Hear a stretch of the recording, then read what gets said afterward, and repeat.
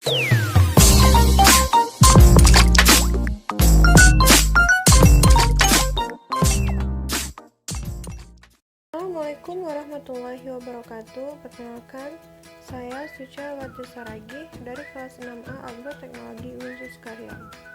Adapun tujuan dari pembuatan video ini adalah untuk memenuhi tugas UTS dari mata kuliah Nutrisi dan Zat Pengatur Tumbuh.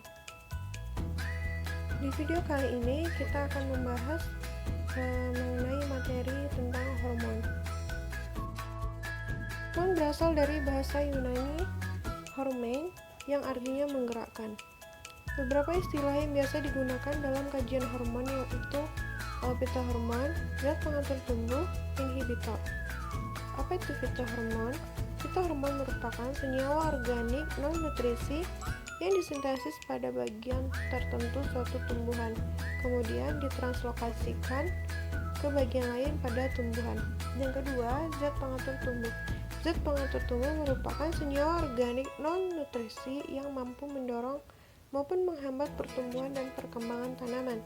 Yang ketiga yaitu inhibitor, merupakan senyawa organik yang dapat menghambat pertumbuhan dan perkembangan tumbuhan, tetapi tidak dapat mendorong pertumbuhan tanaman pada konsentrasi berapapun.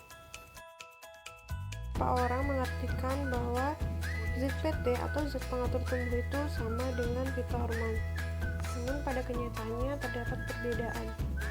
ZPT merupakan senyawa organik non-nutrisi pada tumbuhan yang aktif bekerja dalam merangsang, menghambat, atau mengubah pertumbuhan dan perkembangan dari suatu tumbuhan pada konsentrasi yang rendah. Pertumbuhan dan perkembangan tersebut bisa secara kualitatif maupun kuantitatif. ZPT bisa dihasilkan dari tanaman secara langsung atau endogen, maupun diberikan dari luar berupa sintetik atau eksogen. ZPT digunakan oleh para ahli bidang fisiologi tumbuhan untuk menyebut hormon tumbuhan. Sedangkan fitohormon merupakan senyawa organik non-nutrisi yang diproduksi di bagian tertentu dari tanaman, ditranslokasikan ke bagian lain dan dapat memberikan respon fisiologis maupun biokimia serta respon morfologis. Hormon memiliki ciri-ciri yaitu merupakan senyawa organik hasil biosintesis tumbuhan itu sendiri. Yang kedua, dapat ditranslokasikan ke bagian tumbuhan yang lain. Kemudian, tempat pembuatan dan bekerjanya berbeda. Dan yang terakhir yaitu aktif dalam konsentrasi yang rendah. Karena jika terlalu tinggi, maka akan mengganggu pertumbuhan dan perkembangan dari tanaman itu sendiri. Beberapa jenis hormon yang diantaranya auksin, sitokinin, giberelin. Namun di video kali ini kita akan membahas tentang hormon auksin. Auksin pertama kali ditemukan oleh ilmuwan Belanda bernama Frits Wijn pada tahun 1926. Wijn menemukan suatu senyawa dalam tanaman atau bagian dari suatu koleoptil yang dapat menyebabkan terjadinya pembengkokan pada batang yang disebut fototropisme. Wijn melakukan percobaan pada tanaman avena dengan langkah bagian ujung koleoptil dari tanaman tersebut dipotong lalu dipindahkan ke bagian atas agar. Selanjutnya, bagian ujung koleoptil lain dipotong, kemudian potongan agar yang telah menyerap auksin dipindahkan pada sisi koleoptil. Yang terakhir yaitu koleoptil tersebut kemudian menyerap auksin yang berada di agar. Akibatnya, terjadi pembengkokan koleoptil akibat dari pemanjangan di salah satu koleoptil. Hormon auksin dibagi menjadi 3 macam. Yang pertama, asam 4-kloroindol asetat atau yang biasa disebut dengan IAA. Senyawa ini banyak ditemukan pada biji leguminos yang masih muda. Yang kedua, asam fenil asetat atau yang disingkat dengan PAA.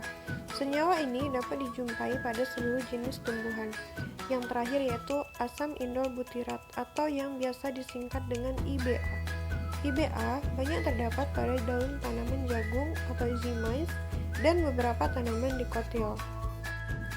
Langkah-langkah biosintesis hormon auksin yang pertama yaitu triptofan diubah menjadi asam indol pirufat melalui reaksi transaminasi. Yang kedua, asam indol pirufat kemudian diubah menjadi indol asetaldehid melalui reaksi dekarboksilasi. Dan yang terakhir, proses akhir berupa proses oksidasi indol asetaldehid yang menghasilkan asam indol asetik. Hormon ausin memiliki fungsi antara lain memacu pemanjangan sel. Auksin adalah promotor pertumbuhan dan perkembangan tanaman. Yang kedua, membentuk akar adventif. Auksin dapat membentuk akar sehingga banyak digunakan untuk perbanyakan melalui stek. Dan selanjutnya, merangsang terbentuknya xilem dan floem oleh kambium.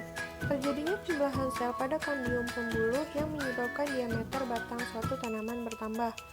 Kemudian, auksin dapat menghambat absisi. Auksin menghasilkan senyawa-senyawa inhibitor, salah satunya adalah etilen. Yang selanjutnya, membantu pembentukan buah partenokarpi.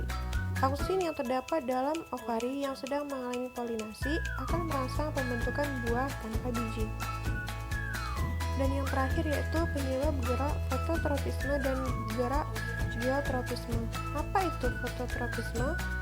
Fototropisme merupakan gerak yang disebabkan adanya rangsangan cahaya matahari.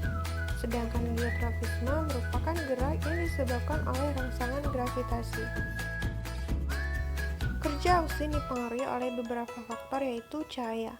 Cahaya merupakan salah satu faktor yang mempengaruhi auksin. Pengaruh cahaya dapat dibuktikan dari fototropisme koleptil. Koleptil yang ditutup maka ujungnya tidak akan membengkok ke arah datangnya cahaya. Namun jika ditutup, ujungnya akan membengkok ke arah cahaya. Yang kedua, faktor yang mempengaruhi adalah gaya berat. Auksin diedarkan dari bagian bucu menuju bagian bawah. Selama proses pengedarannya, auksin akan lebih banyak terdapat di bagian bawah dari ujung batang dibandingkan bagian atas. Yang terakhir, faktor yang mempengaruhi adalah konsentrasi auksin. Auksin dapat bekerja secara efektif pada konsentrasi tertentu. Konsentrasi yang terlalu tinggi dapat menghambat pertumbuhan pada sel-sel akar tetapi meningkatkan pengembangan sel-sel batang. Sekian yang bisa saya sampaikan mengenai hormon dan jenis hormon auksin. Lebih dan kurangnya saya mohon maaf. Saya akhiri. Wassalamualaikum warahmatullahi wabarakatuh.